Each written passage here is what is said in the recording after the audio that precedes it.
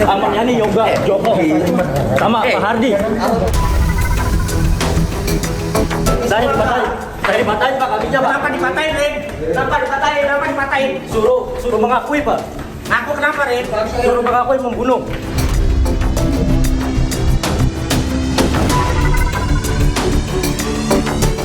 Di jalan ini terdapat rumah yang menjadi saksi bisu. Satu keluarga dibunuh.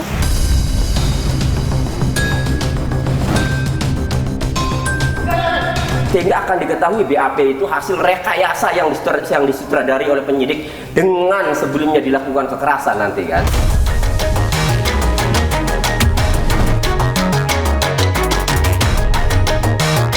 Jika dia terbukti bersalah, ya maka kami minta diproses hukum seberat-beratnya, yaitu hukuman mati.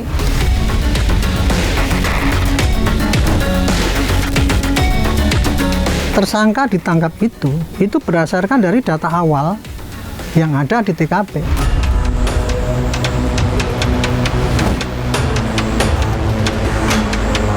Yang terlarang adalah polisi melakukan kekerasan di dalam melakukan pemeriksaan. Oleh karena itu saya meminta Propam memeriksa proses penyidikan ini.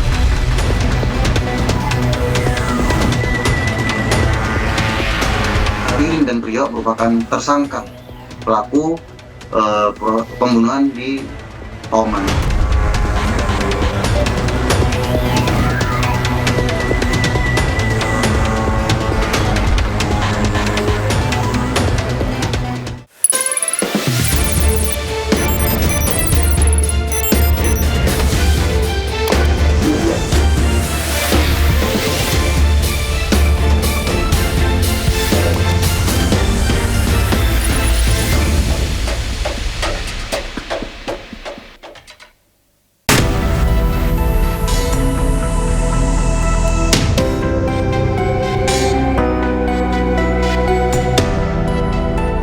Kasus pembunuhan tragis satu keluarga di Indramayu, Jawa Barat yang terjadi Agustus 2025 kembali menyita perhatian publik. 2 orang sudah ditetapkan sebagai terdakwa pembunuhan. Namun, kejanggalan muncul saat salah satu terdakwa bernama Ririn Rifanto berteriak protes di ruang sidang membantah tuduhan pembunuhan. Terdakwa bahkan menyebut sempat disiksa oleh oknum aparat saat pemeriksaan. Lantas apakah benar terdakwa dipaksa mengaku atau hanya sekedar mencari simpati publik? Ikuti penelusuran bersama saya Arlista Hadi. Inilah News Files.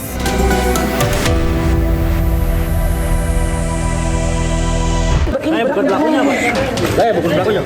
Sama Yani Yoga, Joko, sama Pak Hardi.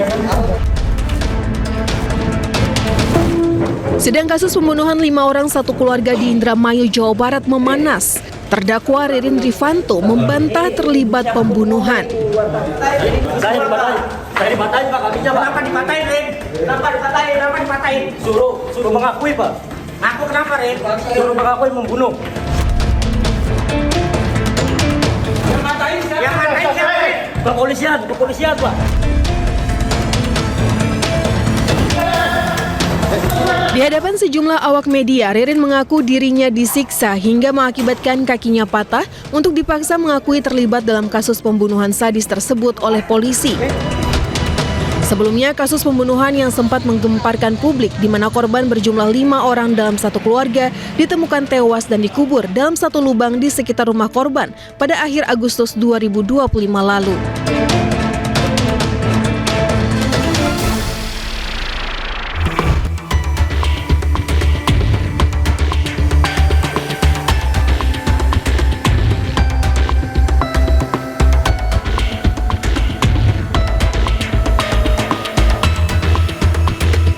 Benarkah klien Anda bukan pembunuh Sahroni sekeluarga? Ririn Rifanto ini sama sekali tidak terlibat dan dia tidak tahu peristiwa pembunuhan itu terjadi. Ada buktinya? Lalu apa buktinya bahwa Ririn Rifanto itu tidak bersalah, terlibat sama sekali sehingga dia teriak kemarin kan? Teriaknya Ririn Rifanto itu Karena jadi penuntut umum itu ya sudah menghadirkan 21 saksi dalam persidangan. Satu pun tidak ada yang mengetahui Ririn melakukan perencanaan, Ririn melakukan pembunuhan.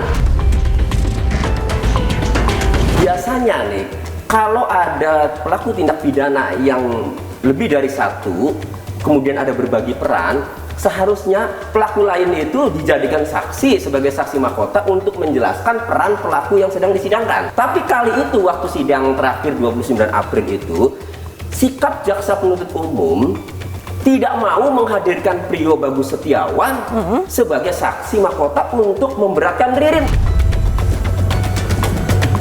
Padahal kami tunggu-tunggu, karena Prio inilah yang satu-satunya saksi yang mengetahui pembunuhan. Sehingga kalau jaksa mendakwa Ririn sebagai otak pelaku dalam dakwaannya, kan Ririn otak pelaku.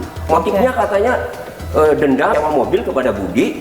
Budinya itu udah terima uang, kata dakwaan 750.000. Mobil Budi rusak, uangnya nggak dikembalikan ke Ririn, kemudian dendam. Kan itu dakwaannya. Lah kalau memang dakwaannya benar, ya sudah Prionya hadirkan. Saya melihatnya, kenapa dia ketakutan? Karena kalau dihadirkan Prio sebagai saksi, maka terbongkarlah kejadian yang sebenarnya. Muncullah nama Amaniani, nama Hardi, nama Yoga, nama Joko. Muncullah pernyataan bahwa Ririn sama sekali tidak terlibat.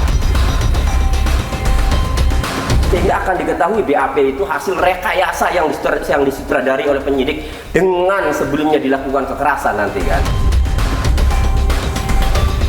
Itu ketika mayat ditemukan 1 September 2025, kemudian rame, si Ririn ini telepon istrinya Sela, menanyakan, yang itu ada kasus pembunuhan di Pauman di rumah Budi, bener nggak sih? Coba. Cuma liciknya penyidik, barang bukti handphone Ririn, WhatsApp itu di log out.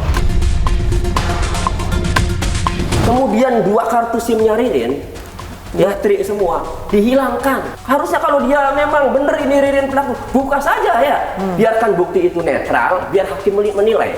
Ririn sempat menyampaikan nama-nama yang tadi sudah disebutkan sama Bang Tony. Nah, yang menjadi pertanyaan adalah apakah tokoh-tokoh ini ataupun sosok-sosok ini benar-benar real atau memang hanya diungkapkan agar mengaburkan persidangan, mengaburkan fakta persidangan? Mungkin bisa dijelaskan Bang Tony. Untuk Amaniani, ada fiktif atau tidak? Ada Pak, Amaniani itu paman saya.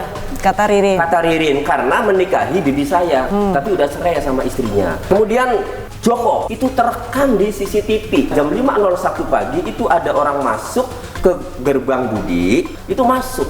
Sosoknya itu Joko. Nah, Prio sudah menyampaikan kepada penyidik ketika menunjukkan CCTV ini siapa, dijawab oleh Prio itu Joko, digebugin malah. Alasannya? Jangan bawa-bawa orang lain, kamu akui saja. Jadi dipaksa untuk mengakui bahwa CCTV itu Ririn, makanya di berkasnya juga CCTV itu diakui Ririn, kan udah nggak tahan, sedih karena sudah dianiaya. Ada kekerasan sampai kakinya dipatahkan terakhir. Kemudian Yoga, ibunya Ais bernama Ibu Teti, pernah komunikasi sama saya. Apakah ibu pernah komunikasi? Saya bilang sama Ibu Ais. Saat itu Ais itu teleponan sama saya lagi mau nidurin anaknya. Kemudian Ais jawab, ini Abudi lagi ada tamu. Yoga dan teman-temannya berempat. Kalau dari klien Anda, apakah dijelaskan dari yang sosok-sosok tadi, orang-orang tadi ini tugasnya apa? Saya melihat di belakang sepertinya Dena rumah dari Budi ya Pak ya? Betul, saya jelaskan secara singkat ya. Tanggal 24 Agustus ya 2025, ya ini ada Ririn Rifanto dan Prio Bagus Setiawan. Ditelepon nih oleh Amaniani, bisa ketemuan sama Om, kan itu di mana? Di Kuliner Cimanuk. Ya udah kan. Nah, akhirnya Ririn ya sama Prio ini karena ini tetangga. Lalu pergilah ke Kuliner Cimanuk. Setelah nyampe Kuliner Cimanuk sudah ada Amaniani. Kemudian Ririn disuruh beli nasi Lamongan nih keluar. Ya, suruh beli nasi Lamongan. Nah, tinggal Prio nih ya. Tinggal Prio dan Aman. Iya. Nah, Prio ditawari, kamu mau kerja enggak? Yuk. Apa nagih utang? Oh ya udah mau nagih utang kan. Nah, lalu dikasih uang 1 juta Prio ini dan dikasih handphone Nanti komunikasinya kamu pakai ini aja sama saya. 26 Agustus 2 hari kemudian 2025 ya. Aman Yani telepon Priyo. Priyo, kamu punya palu nggak? Nah, palu inilah yang buat eksekusi itu. Datanglah orangnya Aman Yani bernama Joko dan Hardi untuk ngambil palu ini. 28 Agustus 2025 ya. Ririn ini pergi sama Priyo ini dari rumah ke pabrik datang ke rumah Budi. Di ruang tamu sudah ada Aman Yani sama Joko. Datanglah dari ruang tamu nih, namanya Hardi dan Yoga. Dua-duanya bawa tas. Hardi bawa tas yang dari Priyo tadi, yang isinya palu. Yoga bawa tas isinya palu sendiri. Cekcok lah. Setelah cekcok ditagih utang, Priyo Budi nggak ada. Akhirnya Hardi, nah ini peranannya, Hardi langsung menghabisi Budi di situ. Hajar ini kepalanya sampai 3 kali di depan Priyo. Dari kamar tengah, Sahroni masuk ke kamar tamu. Melihat Budi seperti itu, tolong keluar. Sepertinya takut ketahuan tetangga, dikejar sama Yoga di kamar, dihabisi juga nih Sahroni. Teriaklah si Ois, ya.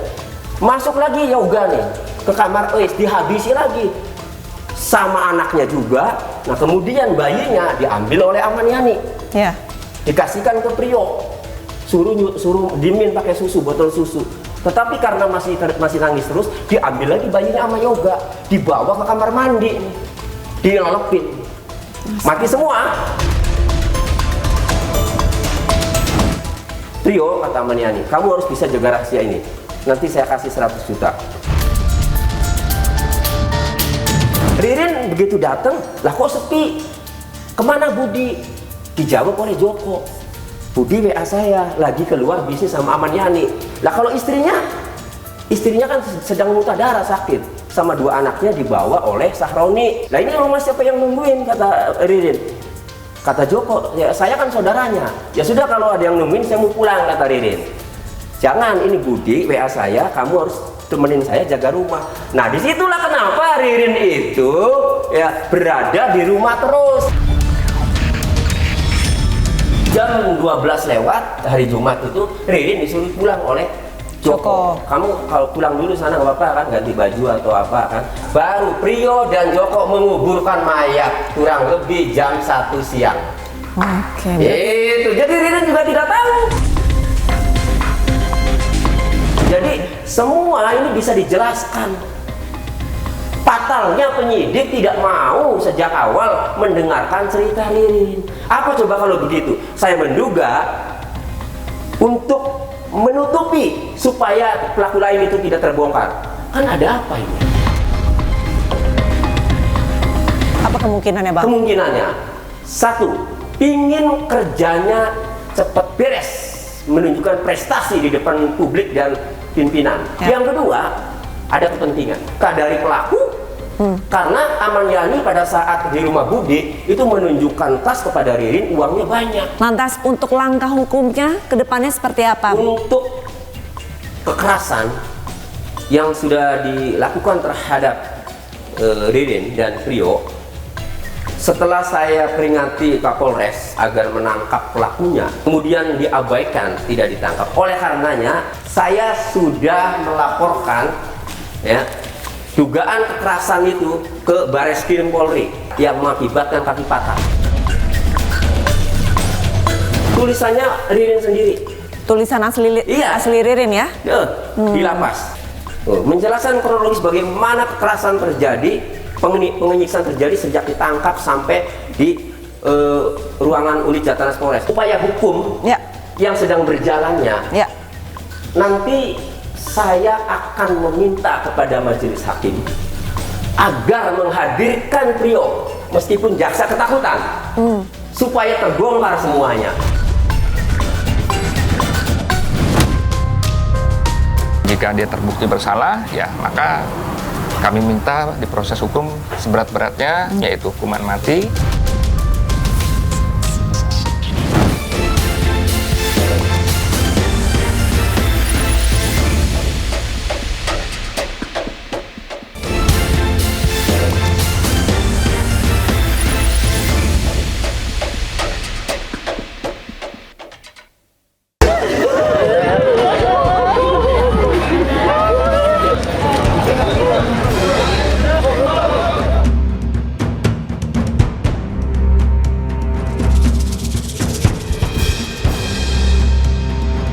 Pemirsa Anisfa, saya sudah berada di Jalan Siliwangi, Pauman, Indramayu, Jawa Barat, di mana di jalan ini terdapat rumah yang menjadi saksi bisu. Satu keluarga dibunuh dan kelimanya tewas mengenaskan. Rumah yang ada di sebelah kanan saya ini, rumah yang bercat warna pink ini adalah rumah dari korban bernama Budi dan istrinya yang bernama Eis, serta kedua anaknya yang bernama Ratu dan Bella, serta ayah dari Budi yaitu Sahroni ditemukan meninggal dunia. Kita akan coba masuk.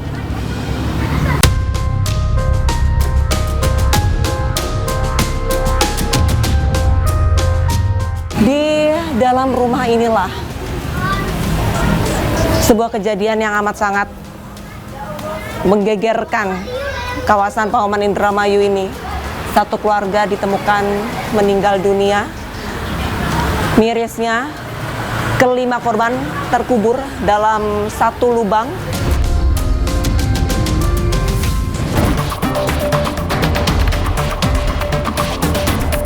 Kita akan coba lihat kondisi di belakang rumah.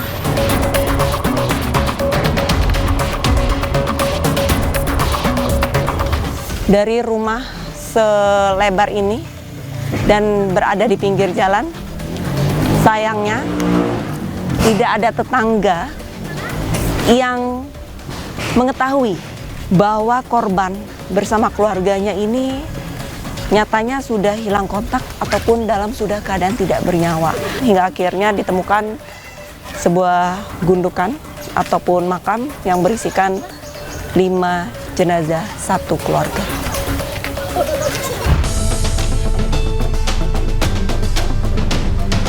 Pada saat kejadian, itu kan terjadi pada malam hari. Bapak melihat ada kejanggalan tidak di dalam rumah? Itu ada ibu-ibu yang main ke sini, kurang lebih 3 orang lah. 3 orang. Si keluarga Pak ini, Pak Budi, dari hari Kamis itu tuh HP itu nggak aktif, kata si ibu nih. Anaknya tuh dari hari Kamis itu nggak sekolah aja Pak. Sekolah. Ya sudah biasa aja. Pak Haji Sahroni kalau sholat zuhur, asar, maghrib, isya pasti keluar. Pasti itu tuh. Kurang lebih setengah jam atau sejam sebelum sholat pasti keluar. Saya perhatikan karena ada info dari ibu tuh. Jadi saya tuh mulai curiga. Pas saya perhatikan, iya nggak keluar. Terus ternyata lapor RT dan keluarga terdekat, terus didobrak. Sosok Ibu Eis ataupun Pak Budi ini sebenarnya orangnya seperti apa sih? Sangat supel, istrinya Budi itu sangat supel. Bu Eis sangat baik, supel, ya? Budinya juga baik. Kalau Pak Haji mah kan udah tua sih ya. Tahunya berangkat sholat aja sebelum waktu azan dia udah berangkat. Pokoknya taat banget. Tapi setelah mendengar ada kejadian satu keluarga meninggal dan itu adalah keluarga Pak Budi, tanggapan Ibu seperti apa? Ya kan? Kaget gitu, kita kan orang orang sehat begitu kok tiba-tiba meninggal gitu, tiba-tiba ada kejadian seperti ini. Gitu.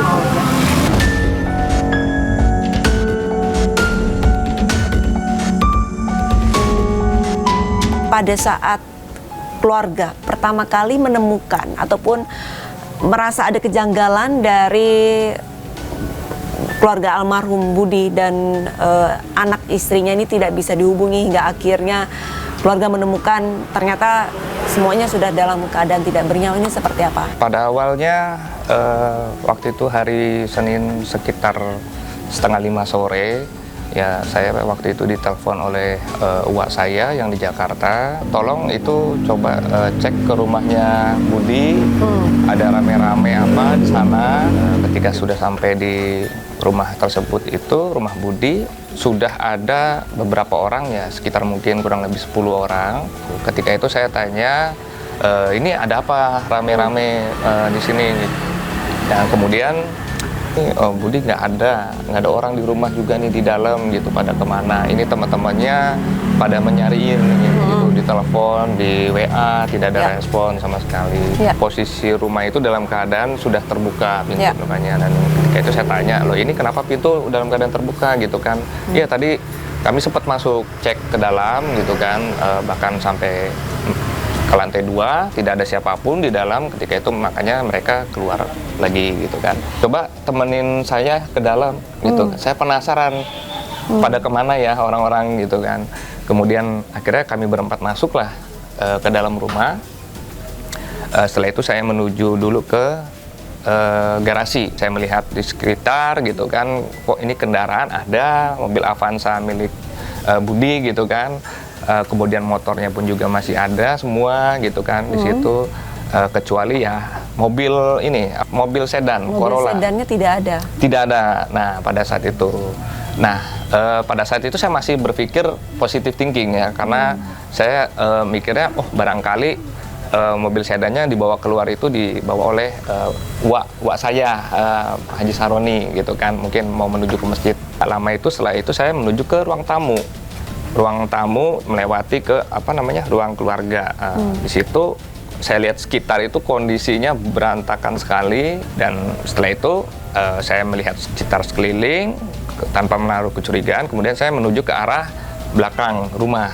Itu saya mencium bau aroma kurang sedap ya, bau anyir lah ya, seperti anyir darah. Kayak baunya kayak nggak enak ya sampai di sini gitu kan, kayak bau bangkai lah. Tanpa menaruh kecurigaan itu kita pada saat itu masih berpositive thinking. Ketika sudah sampai mendekati agak ujung rumah itu, saya melihat ada beberapa pintu. Saya tertuju pada satu pintu itu di sebelah kiri dekat sumur. Dan di situ karena kondisinya itu gelap sekali, saya ambil senter seadanya, pada saat pakai senter handphone gitu kan. Saya lihat sekitar sekeliling, ada gundukan pasir gitu kan, cukup banyak. Akhirnya bibi saya lah yang coba korek-korek gitu kan. Kemudian saya ada di belakangnya, saya sambil saya senter gitu. Dan tersingkaplah gitu bagian tempurung lutut. Dan dipastikan ternyata itu adalah kaki Haji Saroni. Lantas kasus ini kembali menyita perhatian publik dikarenakan sosok Ririn yang mengklaim bahwa dirinya bukanlah pembunuh sebenarnya. Tanggapan dari pihak keluarga seperti apa? Yang pertama adalah kenapa ketika itu dia baru mengakui bahwa bukan dirinya yang melakukan pembunuhan tersebut di hadapan majelis hakim. Kenapa tidak mengakui tersebut pada saat pemeriksaan, kemudian pada saat rekonstruksi perkara, dan di situ juga ada awak media yang meliput juga, kemudian dia pun juga didampingi oleh pengacaranya terdakwa ini, kemudian juga ada kejaksaan juga, dari kejaksaan yang melihat proses rekonstruksi perkara. Nah, kenapa pada saat itu dia tidak teriak? Secara logika, manusia ketika pada saat itu dia diburu, yang terbenak adalah yang pertama, kalau dia bersalah, dia pasti akan kabur. Kalau dia benar, dia pasti tidak akan kabur. Yang kedua, saya pun juga menghormati proses perjalanannya dari penyelidikan, kepolisian, sampai ke kejaksaan.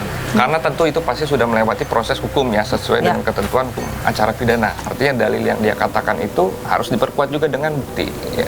Ya kan, tanpa bukti ataupun saksi, ya, maka tidak akan menjadi apa-apa, hanya sebatas dalil aja kan. Kalau dari tanggapan dari segi keluarga, kami sepenuhnya menyerahkan proses ini kepada penegak hukum. Ya, baik itu nanti jika dia terbukti bersalah, ya maka kami minta diproses hukum seberat-beratnya sesuai dengan tuntutan yang diberikan oleh jaksa penuntut umum, yaitu hukuman mati. Dan kalau memang ternyata terdakwa beliau maupun Ririn ini dinyatakan tidak bersalah, ya maka bebaskan. Seperti itu. Menurut Mas Niko dan pihak keluarga, kira-kira motif apa yang membuat kedua terdakwa ini tega membunuh keluarga Anda? Kalau dari saya, sepertinya ini hanyalah motif untuk perampokan saja, untuk menguasai harta korban. Saya tidak tahu persis ya mengenai aset apa yang ingin dikuasai oleh pelaku gitu kan. Yang mereka ambil itu kan HP korban, kemudian uang tunai, gelang milik anaknya yang masih kecil, kemudian gelangnya mungkin milik istrinya yang tidak ada juga, handphone milik korban dan sebagainya.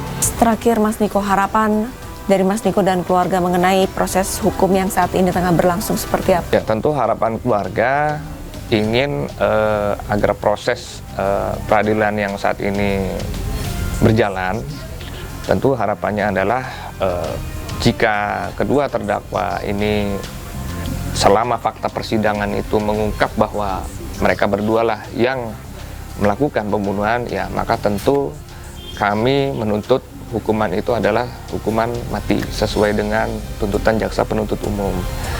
Ya, kembali lagi juga ketika kemudian memang kedua terdakwa ini terbukti tidak bersalah, ya maka demi keadilan maka dibebaskan.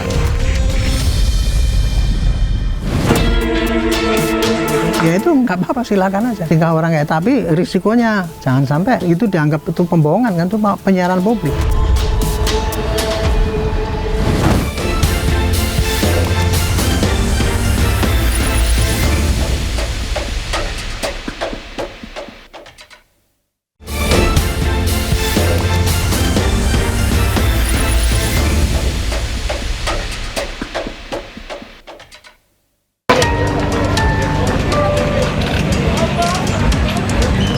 Kasus pembunuhan satu keluarga di Pauman, Indramayu, Jawa Barat terjadi pada akhir Agustus 2025 lalu.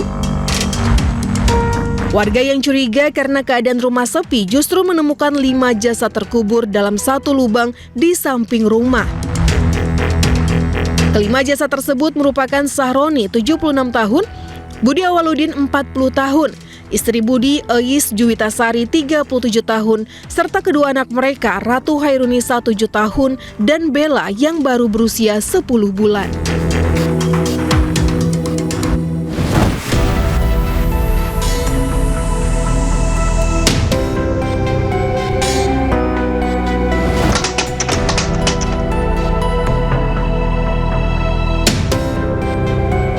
Pembunuhan satu keluarga, 5 orang di Pauman.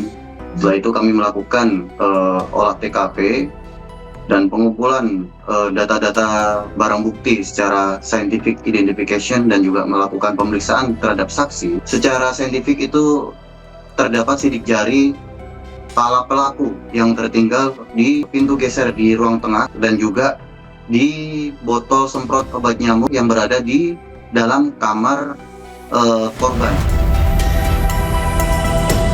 Kamar itu merupakan area terbatas di mana tidak sembarangan orang bisa memasukinya. Disitulah kemudian kami melakukan pengejaran dan menyusuri CCTV. Ditemukan bahwa kendaraan milik korban di timeline setelah kejadian itu dikuasai oleh para pelaku. Mulai dari hotel, kemudian kami juga menyusuri di CCTV memperlihatkan rekening milik dan uang milik korban dikuras oleh para pelaku ini. Dan itulah salah satu hal yang meyakini Ririn dan Priyo merupakan tersangka pelaku pembunuhan di Pauman. Ririn dan Priyo ini sempat kabur selama seminggu dan kami terus melakukan pengejaran mulai dari pengarah ke Bogor, kemudian juga kami sempat melakukan pengejaran di daerah Semarang, hingga akhirnya menuju ke arah Pasuruan, Jawa Timur, dan akhirnya kembali lagi ke Indramayu. Dan pada saat kembali ke Indramayu itulah kami melakukan penangkapan terhadap kedua pelaku tersebut.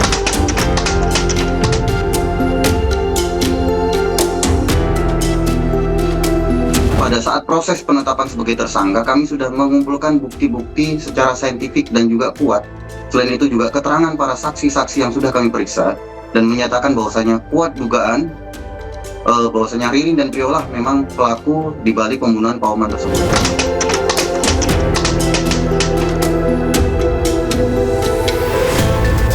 Pada saat proses pemeriksaan Ririn dan juga Priyo sebagai tersangka, kami sudah memberikan kesempatan para tersangka untuk memberikan haknya, yaitu pendampingan dari advokat. Pada saat itu sudah didampingi oleh pengacara Ruslan, sehingga pemeriksaan dilakukan secara transparan, tanpa paksaan dan juga tanpa kekerasan. Jadi untuk luka yang diterima oleh Ririn itu adalah luka yang diterima pada saat proses penangkapan, di mana dia mendorong petugas berusaha kabur dan melarikan diri kembali, sehingga kami ambil tindakan tegas terukur yang bersifat melumpuhkan, di mana mengenai tulang bagian betis.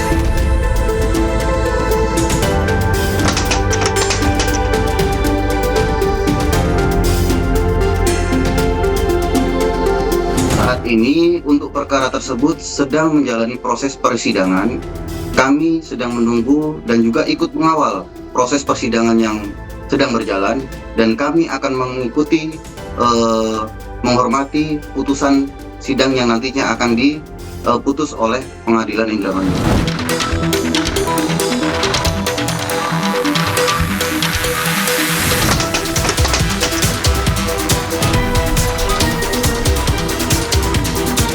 Saya hanya ngecek dari Kapolresnya ya.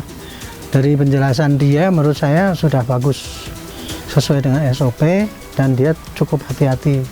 Olah di TKP itu sangat jeli menurut saya. Bukti-bukti yang didapat di luar ada sidik jari yang di pintu, sidik jari yang disemprot Baygon itu, dan analisisnya menurut saya cukup bagus. Sehingga semua alat bukti yang di scientific yang di situ tuh lengkap dikumpulkan oleh dia.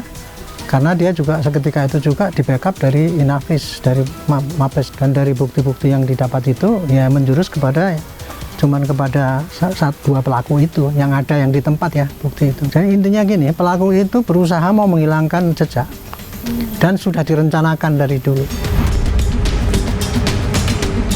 Contohnya dia mau mengambil tabungannya. Jadi dari situ saya menganggap ini penyidikan sudah bagus, karena apa? Dia sudah menjurus kepada bukan hanya apa yang terjadi, tetapi sudah menjurus kepada bukti-bukti perencanaannya itu dia ungkap itu.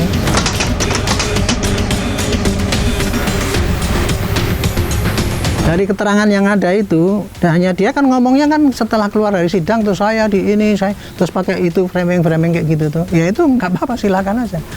Itu boleh tingkah-tingkah orang kayak, tapi risikonya jangan sampai nanti itu dianggap itu pembohongan kan, itu penyiaran publik.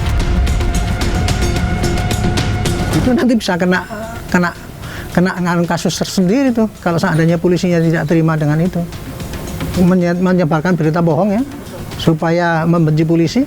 Itu kalau polisinya, kalau saya penyidiknya itu kalau seandainya nanti nggak terbukti saya gugat ya. Yang kayak gitu tuh harus dikonter.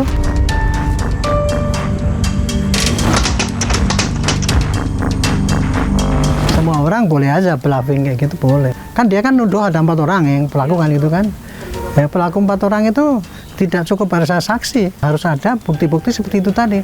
Di TKP itu tadi, sidik jarinya mungkin kalau ada dia di situ harus ada di situ. Kemudian rekaman CCTV, sidik jari, mungkin DNA mungkin di situ harus didukung dengan itu. Kalau cuma pakai keterangan dia bahwa saya gini itu, sampai kapanpun nggak akan terbukti itu. Dia seakan-akan disetting, dijebak kayak gitu ya. Oke, itu bisa jadi gitu. Tapi kenapa kok pengakuannya baru sekarang?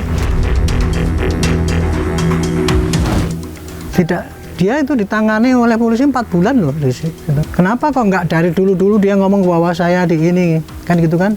Terus dia ngomong kan katanya kan dipatahkan kakinya, suruh ngaku gitu. Ya. Dipatahkan kakinya tuh dia ketika dia mau lari kabur. Selama 8 hari itu loncat-loncat kemana-mana, ke Demak, ke Jawa Tengah, Jawa Timur, gitu kan? Itu. Dan menghilangkan handphone ini, dicopot ininya. Jadi memang dia tuh sudah berusaha kabur waktu itu. Nah, celakanya lagi salah satu orang yang dituduh oleh dia itu bahwa itu ada pelakunya. Itu tahun 2016 sudah hilang. Dan hilangnya itu setelah pergi dengan si Ririn itu. Dia udah mendesain itu. Jadi dia tujuh orang, ditunjuk pada orang yang nggak akan mungkin ketangkep kan. Kenapa dia ngakunya baru sekarang? Itu pun dia nggak ngaku di dalam persidangan. Ngakunya setelah keluar kan. Kalau dia ngomong di dalam persidangan itu kan berarti kesaksian ya. mungkin bisa dipertimbangkan oleh hakim persaksian. Dan kalau itu bohong, dia lebih berat lagi kan gitu.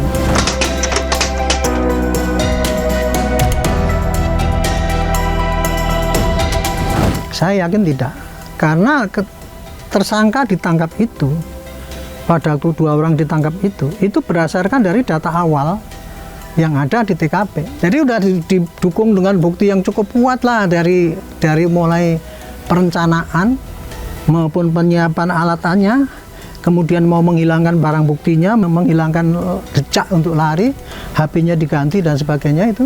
Kemudian dia menguras harta bendanya, justru yang terbukti oleh penyidik itu gitu. Jadi kalau saya sih dari laporan yang ada itu, menurut saya yakin ya itu bukan salah tangkap. Adapun kepada orang yang 4 yang disebutkan itu tadi sama sekali nggak didapat. Kalau itu didapat pasti polisi akan ngejar yang itu. Dia pakai kesaksian kan, dia mau itu gitu. Nah, tapi kita di-counter dengan bukti saintifik yang ada. Nah, yang saintifik itu kenapa bisa gitu? Karena yang turun ke situ Inavis, termasuk saintifik dari Mabes. Jadi bukan Polres yang kemampuannya sangat terbatas. Dan yang kedua lagi ya, kalau memang itu tadi itu dalihnya kayak gitu ya, kenapa pada waktu dikirim ke jaksa kok dia tidak ngomong gitu? Hati-hati masyarakat. Tapi saya terima kasih ya, masyarakat setempat sana juga sudah ada yang mengkonter, nggak terima itu dengan ini di blow up, didramatisasi seakan-akan kayak gitu. Ya kan gitu. Karena ini jelas ini pelakunya ini betul-betul orang yang sadis menurut saya. Sadisnya apa? Dia merencanakan dan kemudian dia coba bayi umur 8 lalu ditenggelamkan kayak gitu, hilangan itu. Ini ancaman hukumannya berat sekali karena apa? Bukan hanya pembunuhan yang direncanakan, tapi juga membunuh anak-anak di bawah gitu. Tumpuk-tumpuk lah gitu. Nah kayak gitu kok masa mau dibelain gitu loh.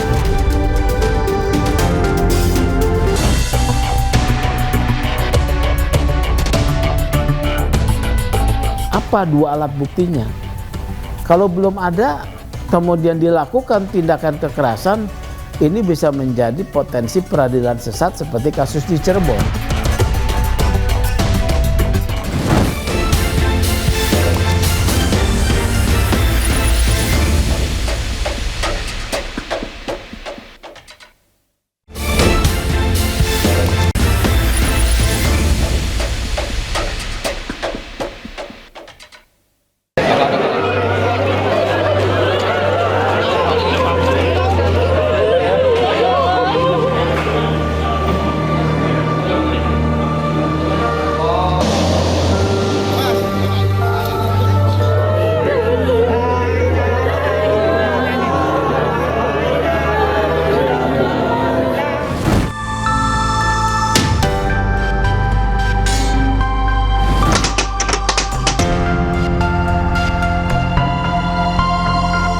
Pernyataan dari terdakwa Ririn ya, yang mengaku dirinya dilakukan penyiksaan, tindak kekerasan sampai kakinya itu dipatahkan ya.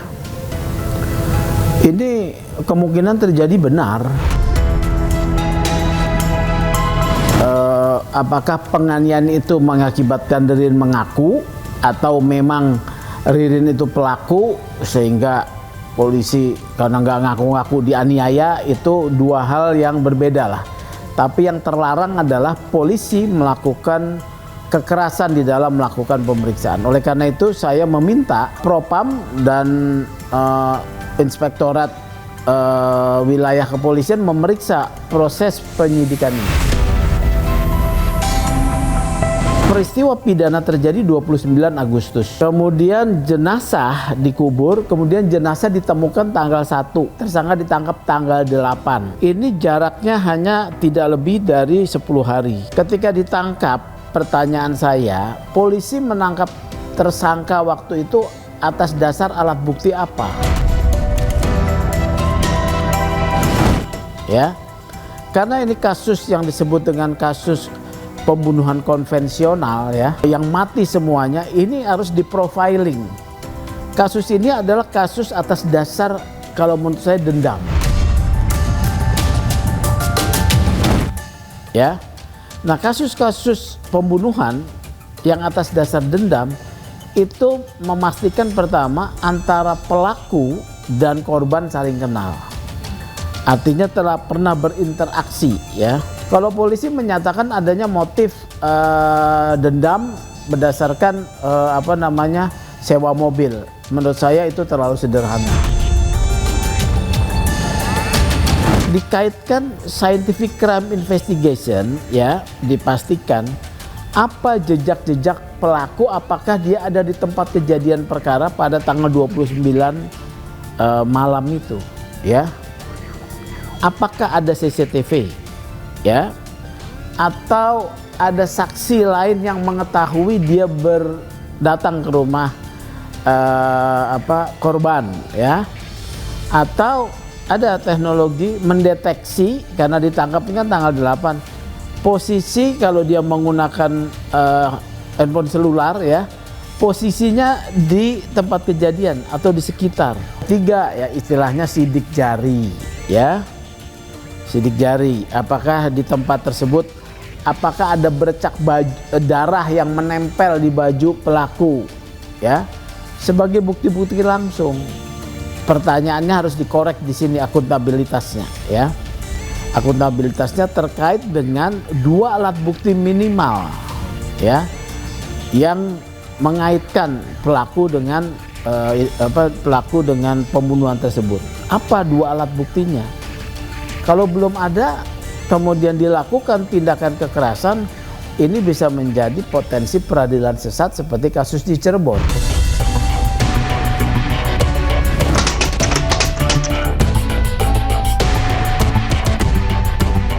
Kekerasan itu sudah pasti pelanggaran prosedur, kekerasan itu ya. Apakah ini kejanggalannya ada atau tidak, kita minta pengawasan internal bekerja. Kemudian yang selanjutnya ya perlu didalami ya, benarkah Prio itu ada di lokasi mengubur mayat? Ini saksi kunci. Kalau dia mengakui ada di lokasi mengubur mayat ya, siapa yang menyuruh dia mengubur mayat? Kalau dia mengubur mayat, dia melakukan tindak pidana di situ. Tinggal digali, kenapa kamu ada di lokasi mengubur mayat, dan siapa yang menyuruh untuk menghilangkan jejak? Ya, siapa yang harus menyuruh?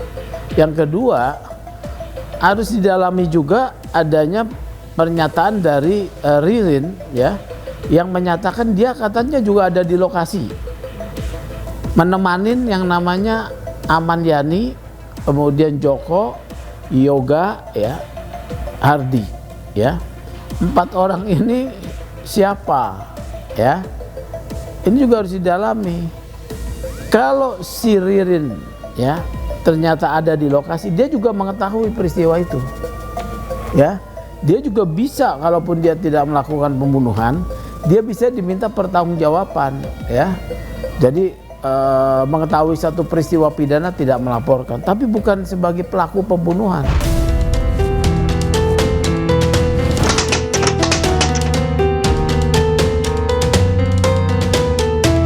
Ya, yang perlu IPW lakukan adalah memberikan satu pengkritisan terkait dengan kinerja penyidik ya. Kinerja penyidik untuk menjauhkan tindakan-tindakan menekan, menganiaya, bahkan melakukan kekerasan yang kejam pada tersangka untuk mengakui satu perbuatan. Ini yang tidak boleh.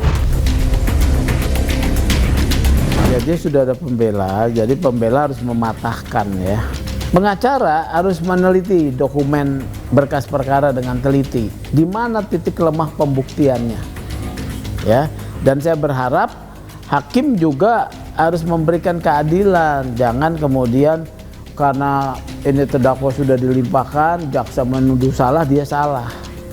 Berikan keadilan. Harus berani hakimnya ya.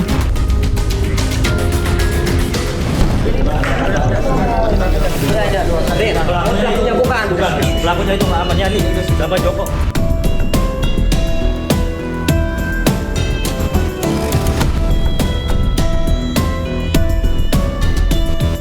Kasus pembunuhan satu keluarga di Indramayu ini masih menyisakan banyak pertanyaan. Klaim terdakwa yang menyebut dirinya difitnah menjadi salah satu hal baru yang harus diuji dengan benar di hadapan hukum. Tak hanya keluarga, publik juga menunggu bagaimana majelis hakim menilai setiap fakta keterangan saksi serta alat bukti yang dihadirkan. Apapun hasil akhirnya nanti, proses hukum harus dapat berjalan secara adil, transparan, dan juga memberikan kepastian serta keadilan bagi semua pihak. Jadi jangan bilang Anda tidak tahu permasalahan ini, karena kami sudah memberitahukan.